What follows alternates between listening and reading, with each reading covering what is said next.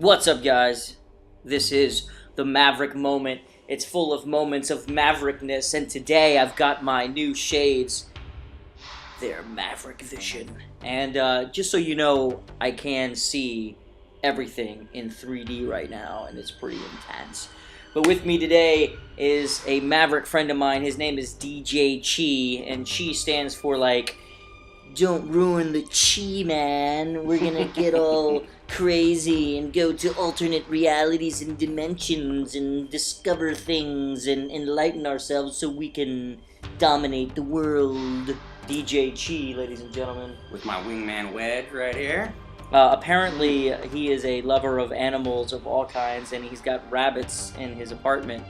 DJ Chi is the DJ for a music group called Transcribe that was created to create music that basically revealed and dominated and enlightened people with knowledge and things like that. Tell us more about Transcribe. What does Transcribe even mean? Well, transcribe comes from, a simple term of taking one piece of information, transferring it to another medium.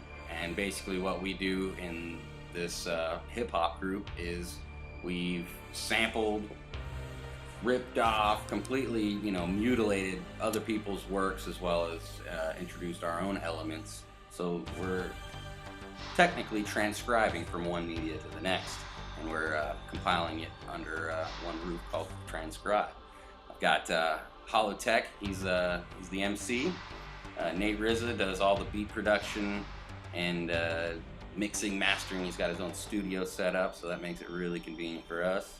And as you get down with some samples, vinyl into digital, MPC, iPad, if it makes a noise, I'm gonna use it. You know, Holotech is a alumni of the Maverick moment. And speaking of things that make noise and you'll use it, you're a technology buff, and you're interested in how technology powers the world, and what kind of technology are we not getting? That's what I want to know right now. Is there technology that exists that would make our world a better place? And if so, what is it, and how come I don't have it on my MacBook Pro here? Well, one of the most un-Maverick things from being a child and watching movies and futurism and stuff is we do not have a hoverboard yet, and that is completely un-Maverick, scientists, completely. But on a more serious note, I mean, I hate to use free energy, green energy. A lot of these words have been twisted on the internet and debunked and rebunked, and it's just an ongoing cycle. But there's people like John Searle out there that claim to have these impeccable pieces of technology. They just need more funding, proper backing. So anything that's going to unite the world with free energy to low and cheap energy, getting away from all these stupid fossil fuels that are doing nothing but causing useless wars and just ripping our earth apart for no good reason other than, oh, I got a bigger, faster car. And I'm a big part of it too. I've got a big dumb red car that goes really fast, and it freaking is made out of all oil products, all the plastic products, the tires, everything. So getting away from this dependency is going to be huge. And the lack of use of hemp as an actual manufacturing product is a big part of that. So a little bit on the technology side, but it's a means to it. I watched this video where this public official, I don't remember his name, goes on public record saying that I believe it was the Rockefeller Foundation that literally coined the term fossil fuel to make us believe that it literally came from fossils, which would mean that it would run out, and so they could jack up the price of oil. But in fact, it's not fossil fuel, and there's a bunch of it, and they will continue to pump it and sell it to you until we're all getting hit with the Black Death.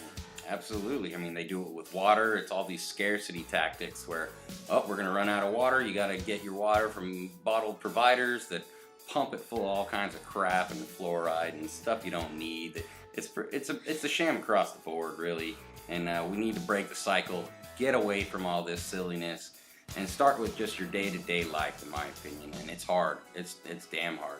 When you're talking about water bottles, I can go right into the garbage island from there. I heard about this place. Apparently, there's this island of garbage just floating in the middle of the ocean somewhere. Well, let me stop you right there. Let me just cut you the fuck off.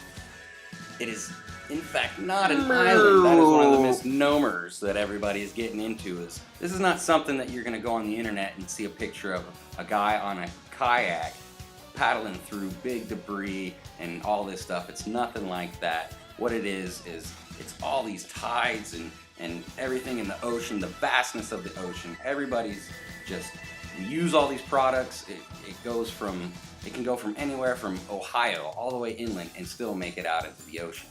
And these products that we're using, the main product, I wish I could just spit the science term out right off the top of my head, but these are non-recyclable and non-biodegradable, and they just continue to perpetuate. And these bottles, they start turning into like goo. They're molecularly breaking down, so you're getting each individual molecule and particle that's inside these plastic water bottles, and then they break down, get into the ocean, form little pellets. And I was telling my main man Maverick over here, is when they go and sift through all this stuff and they find such mass debris, you can't even really see it. But when you filter it out and you run a strainer through there like some of these guys do, you find just atrocious amounts of debris, and there's no red particles and all these colored particles because the fish are eating it. Now you tell me if that's good or not. That is extremely un-Maverick. The idea that the fish that we eat at your fine dining restaurant could be filled with plastic particles that are then going to seep through your digestive tract into your blood, and soon we're all going to just become plastic robots. Screw the robot holocaust. We're going to be the robots. We're going to have babies, and instead of flesh, they're going to be made out of plastic. I say more like jellyfish, like goopy, sloppy, like noodle bone jellyfish people. And you want to talk about like some sick, sad, sorry fuckers? Yeah, it's coming. We can keep this going. Well, that kind of reminds me of that movie, The Fly, where she has this vision where she has a baby and it comes out like this larva, and she's like, "Ah!" It was disgusting. That's us in 20 years eating fish with plastic in their digestive system. I'm just kidding. Maybe. But what are we going to do about it, DJ Chi? I mean, what do? Do we turn to politicians? We've got a presidential race coming up. We've got to vote for president here in a few months or so, or do we? Do you want me to get started on this? I don't know if I have enough time. But check this out. Some of the most interesting developments that I've found as far as the presidential election is basically our friends over at Vice.com, which I watched the documentary on Garbage Island, and that's where I got most of them. Vice.com is very Maverick, and that is the Maverick of Mavericks. Like, they're going to sue him because his name is Maverick, and they think they're more Maverick. There's no way in hell they're more Maverick. I don't think so. Yeah, they need a whole lofty in there. But anyways, let's talk about old Mittens Romney. I am a former Republican myself. I used to vote Republican. I voted Bush twice, and people are like, "Ooh, don't go around admitting that." And I'm like, well, I did it. Come on, you got to own up and learn from your mistakes. That's half the battle, right, kids? So Vice puts out this new thing. They're on episode 3. These are very short ones. You can go on YouTube on their Vice channel, or you can go on Vice.com and check it out. And it's all about the war between the Mexican drug cartels and the Mormon polygamist communities that have pretty much injected themselves into Mexico so they can have their true, full Mormon ways, which includes polygamy, multiple wives, and also this crazy-ass thing called blood atonement. That's a whole long thing to get into. I don't even know what that means. Vice will straighten your ass out on that.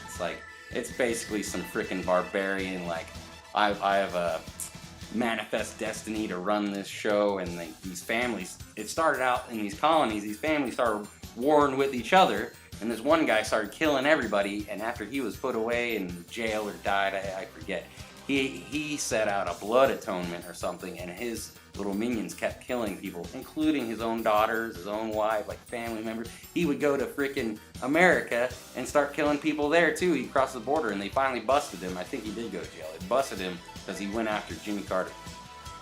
He said he was going to kill Carter. For the record, I do not condone blood atonement. It's not good for the colon. It's not good for the mind. Speaking of polygamy and religious groups, it just came out today that researchers have discovered a papyrus wrote around the time of Jesus that was about Jesus.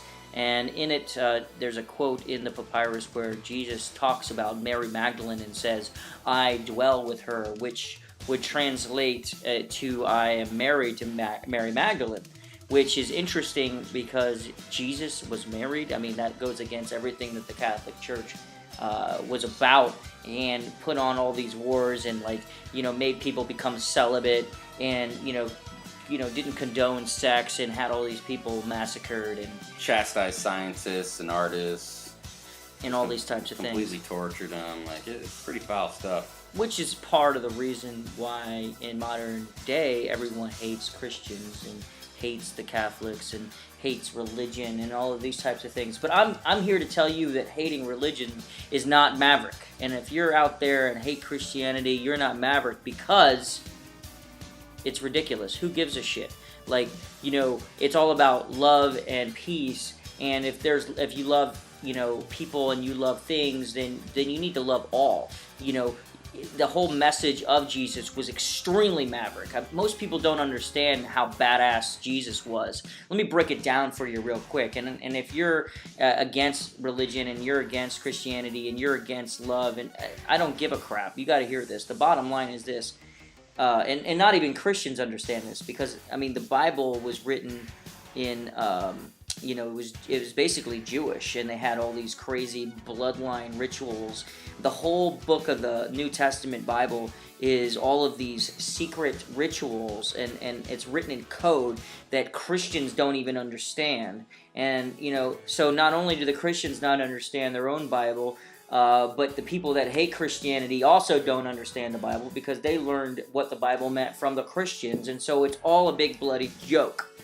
The bottom line at the end of the day is that in Jerusalem, Jesus, on the day of the Passover, which is the holiest day in the Jewish religion, stormed into the temple in Jerusalem. Love this story. And basically, which was, in a sense, the center of all Judaism in the world. Jesus storms in there with his militant buddies and, takes the guy preaching and throws him on the ground and basically pulls people from the aisles and says, "You people are all fucked up. We're taking over. You guys are a bunch of thieves, and you guys are only in it for the money, and you're a bunch of money changers." Yeah, it was the money changers. All the money, like big bankers. All these guys that are sitting on Wall Street, while all the Occupy Wall Street guys are down there getting arrested, fighting for our freedoms and trying to keep us Americans and free and able to voice our opinions properly. And so it's just getting freaking ridiculous, and it's just another cycle coming back through fruition. And we need, I'm not saying we need a new Jesus Christ, but we need somebody to drive the money changers out. Well, let me break it down for you. Let me break it down for you. If that happened today, it would be as though somebody who united the world went on Christmas Day, December 25th, to the Vatican, stormed into the Vatican, pulled the Pope from the rafters and said, "You are a scandalous fuck. We're taking over," and throwing the Pope out onto the streets and taking over the city of the Vatican and the city of Rome. And I will break it down for you. All you people that think that Rome is just this humble, lovely place where people preach religion and that's all they are and they're harmless, I have news for you. They run the world, man. And if you do your research, they are one of the pillars in in the trifecta of the ring. I was gonna say the trifecta. The trifecta of the ring of power. And if you're interested, if you're like, Adam, what are you talking about? I don't understand what all this means. Hit me up. I'll show you some shit, man, that'll blow your mind. So, but back to the point, is being hatred against religions and hatred against Christianity and all that crap, is that Maverick or is that not Maverick? I think it's pretty stupid, personally. I think it's pretty un-Maverick, and I gotta dig into my own past on that one again, because I was a huge angry atheist. Like, I was so upset with religion and how it was presented to me, and I grew up as a little Christian boy, and it was actually a good, wholesome family church. There's nothing wrong with it at all. We did Boy Scouts and all that, but what I'm talking about is the worldview, the global expanse of what the hell is going on, and the history of it. I mean, the Crusades in itself is a big enough thing to go, wow, fuck this. And when you got people waving their signs in your face saying you're going to hell, it doesn't really make you feel so good, and you kind of don't want to hang out with those people. Am I wrong? I mean, yeah. I've toned that down quite a bit. Ancient aliens, walking through some of that, and a lot of the studying I've been doing is actually giving all the major religions viable stance in history, which nobody in any freaking religion I've talked to that wants to spout fire and brimstone ever can even get started on, like, actual viable timeline and history. And a lot of this stuff is coming together where those three main religions were a part of something, and people have quarreled over this for years, and we've lost this information, or it's been completely taken from us. And going back to the Vatican, I bet there's some juicy nuggets inside that library we get to observe. We can go down there and look at it. We can walk around, no touchy, and if you are allowed to touch stuff, it's on a very slim basis. So you tell me what they're trying to hide, what they're trying to keep.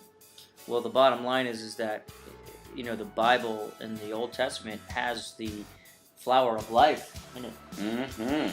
That's some interesting stuff, some sacred geometry. Sacred geometry, the flower of life, if anyone is wondering, is sort of a diagram that is a metaphor for the creation of consciousness, or the creation of the universe, and the pattern by which creation itself develops. And these people that wrote the Bible knew about this. And so to sit here and to basically say that they're all wrong, and that Christianity is stupid, or any religion is stupid, that may be true because of who's controlling or who's pulling the strings, but at the core of where Christianity gets its information from, there's stuff embedded in there that is actually extremely enlightening. Absolutely. Too bad it's muddled and hidden behind a big wall of poo. But the poo was created by us. I know. Isn't that the worst? It's not like the dogs wrote it, or God struck a lightning bolt down here and we got it and said, oh, well, this is doctrine. No, we did it. Same thing that's going on right now. All these politicians and money grabbers, we did this. So just keep that in mind at all times. Thank you very much. Well, the bottom line at the end of the day is that world love and peace is the focus, and we want to spread as much love in the world as we humanly can, because there is this force called evil that exists, that is pushing back on us, and we just need to make sure that we're always on our guard. And so when you hate on religions or hate on anything in particular, you're just feeding the dark side, and it's not healthy. And so maybe if you have disagreements with religions, or disagreements with some of the things these people are doing, that's all well and good, but to go around and to hate anything is not a good idea. And I actually am dedicating this episode to a friend of mine that has just passed away, named Chameleon, who was a musical artist that I actually got to work for. And he used to run 10 miles a day, and with his peace signs up saying, trying to spread the message of world love and peace. And he was one of those guys that, no matter what, he was positive, and he wanted to inspire people and enlighten the world, and he wanted his music to help people, and unfortunately, the dark side has taken him. He was murdered, and they're still trying to find his killer. But I'm dedicating this episode to him, and I'm going to be playing a clip at the end here, which shows you who he was and what he was all about. And I want that to inspire you out there, that no matter what dark information you guys are watching, no matter how despicable the things are that we're uncovering in the world, the bottom line is that we have to love it unconditionally, and that the fight will be won in the end. And Absolutely. That is Maverick. I gotta say, that is very Maverick. I just thought of another Maverick shout out. We've been kind of getting a little doom and gloom on these people, but I want to give a badass Maverick shout out, and maybe some of you guys will start following this guy. And yeah, he might seem like a little bit of a pessimist, but Gerald Celente, in my opinion, might not be Maverick's opinion, but in my opinion, Gerald Celente from Trends Journal and Trends Forecasting, that's one Maverick mofo. Cool. Well, check him out. And thanks for watching. Remember, stay in the moment. Stay Maverick. Yo, yo, yo.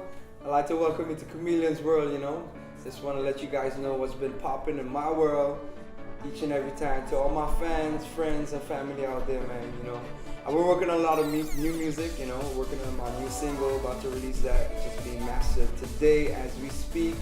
You know what I'm saying? It's hot, man, it's fire. Mi margarita, mi amor. It's coming out to all you ladies out there. Gonna keep it popping, flaming. But remember, man, I'm all about world love and peace, you know what I'm saying? I'm always doing my little run early in the morning, and I've been running for world love and peace, and I've been trying to figure out a way how I can actually make it worthwhile, because I've been running and putting my hands up. And lately people have been like, hey, yeah, they react to my hands and my smiles. So I've been running lately with my peace signs up. 10 miles too, man. 10 miles with my peace signs up, and I've been getting a lot of reaction. People laugh, people, honk their horns. But my plan is to actually make this run and do a charity event where I can help, poor people worldwide. A lot of countries right now suffering. They don't have food to eat and stuff. So we can do a charity run for world love and peace. So look out for that, man. I'll be coming out soon. I just haven't set the date, but we're working on that, and working on a lot of new songs, new projects, and new ways where we can spread our love, our music, and help a lot of people worldwide.